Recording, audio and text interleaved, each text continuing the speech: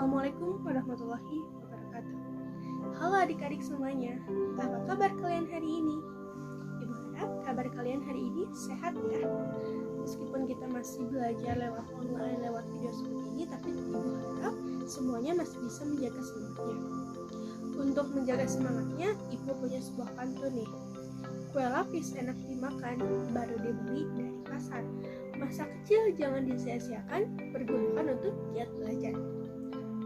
Hari ini itu kita bakal sama-sama belajar mengenai cara menjaga dan melestarikan lingkungan alam.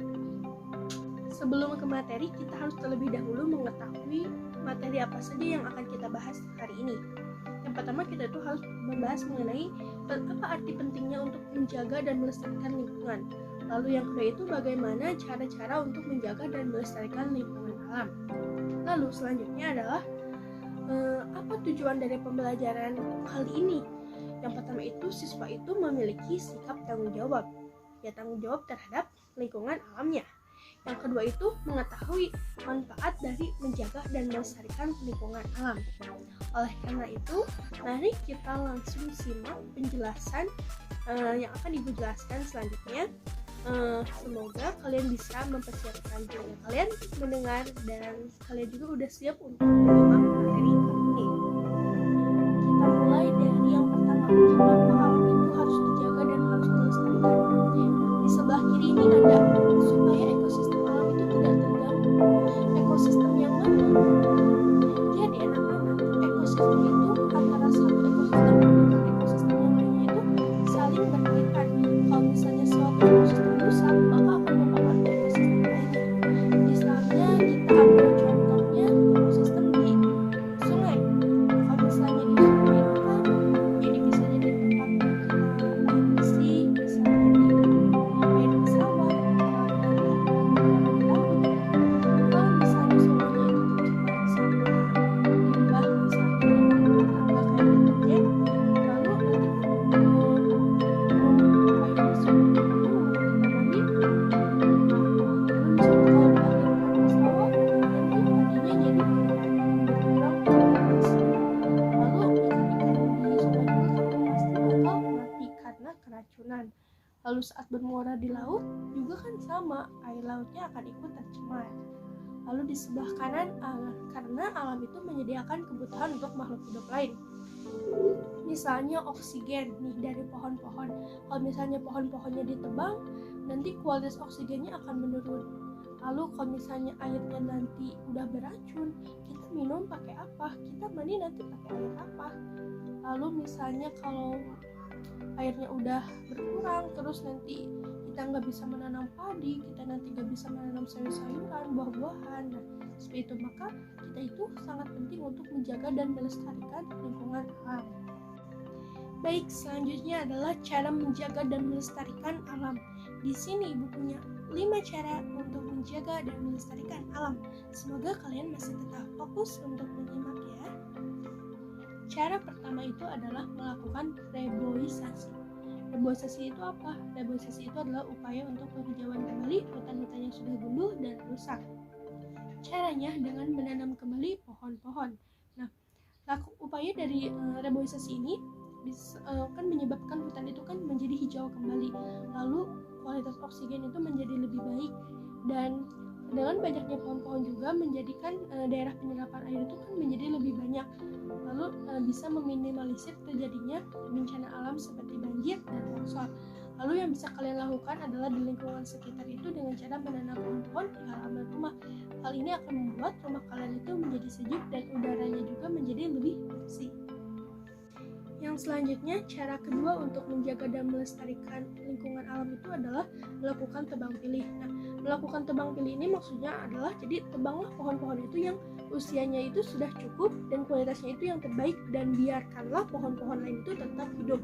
Nah, jadi anak-anak jangan sampai kalau kita misalnya menebang pohon itu sampai semua satu area itu ditebang, tapi pilihlah pohon-pohon yang emang usianya sudah cukup, pohonnya sudah besar dan emang kualitasnya itu yang terbaik.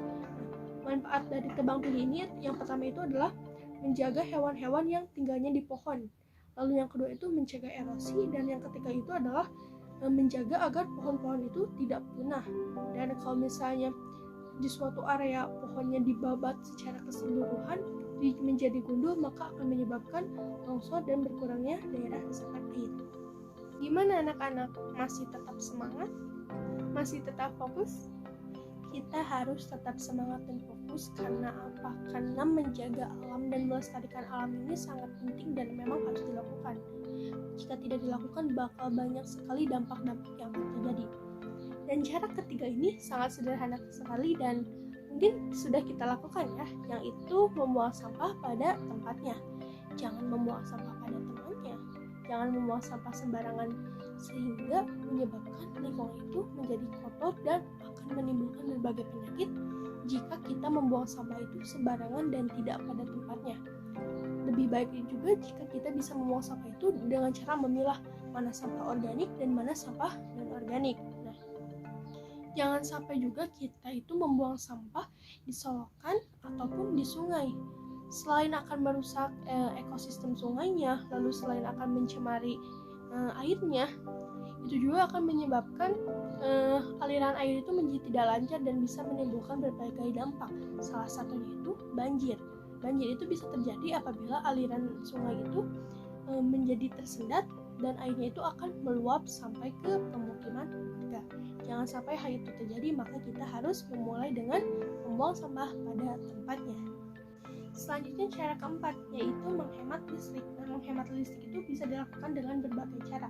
Di antaranya yang pertama, matikan lampu apabila di siang hari, kecuali misalnya keadaannya emang gelap.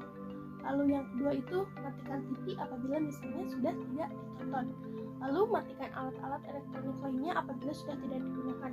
Misalnya matikan AC sama kipas angin kalau misalnya cuacanya dingin ataupun emang kaliannya tidak ada di rumah. Lalu misalnya kalau misalnya orang tua kalian lagi nyetrika, terus misalnya orang tua kaliannya pergi keluar rumah, terus kalian cabut, ingetin orang tua kalian, sekarang harus hemat listrik setrikanya lebih baik dicabut. Lalu masih banyak cara lainnya. Contohnya saat daring seperti ini, menggunakan handphone dan laptop. Nah, kalian saat mengisi daya apabila baterainya sudah penuh, sudah 100%, maka langsung cabut. Selain misalnya bermanfaat pada kualitas perangkatnya, tapi juga bisa menghemat listrik yang ada. Baik anak-anak, yang selanjutnya adalah cara kelima atau cara terakhir dalam menjaga dan melestarikan lingkungan alam. Nah, kenapa air itu harus hemat? Kan air banyak, di laut kan air banyak. Tapi anak-anak semua, air yang layak itu semakin hari itu semakin berkurang. Air bersih itu semakin hari itu semakin berkurang. Nah, maka dari itu, karena air itu sangat penting untuk keberlangsungan hidup manusia, untuk minum, untuk tumbuhan, untuk mandi, untuk cuci piring, untuk masak. Nah, kan banyak fungsi air, maka dari itu air itu harus dihemat. Karena kalau misalnya suatu hari itu air bersih itu habis ataupun air yang layak itu habis, maka akan sangat berpengaruh terhadap kelangsungan alam ini, terutama makhluk hidup. Baik anak-anak, sekarang udah tahu 5 cara untuk menjaga dan melestarikan alam, dimulai dari melakukan reboisasi, melakukan tebang pilih, buang sampah pada tempatnya, hemat air, dan hemat listrik. Hal itu upaya-upaya yang bisa dilakukan kita. Nah, kita itu harus bisa melakukan upaya-upaya ini karena alam ini sangat penting untuk keberlangsungan hidup manusia, dan alam juga sangat dipengaruhi oleh manusia. Dan mungkin itu saja yang kita pelajari hari ini. Selamat beraktivitas yang lainnya. Bye bye. Assalamualaikum warahmatullahi wabarakatuh.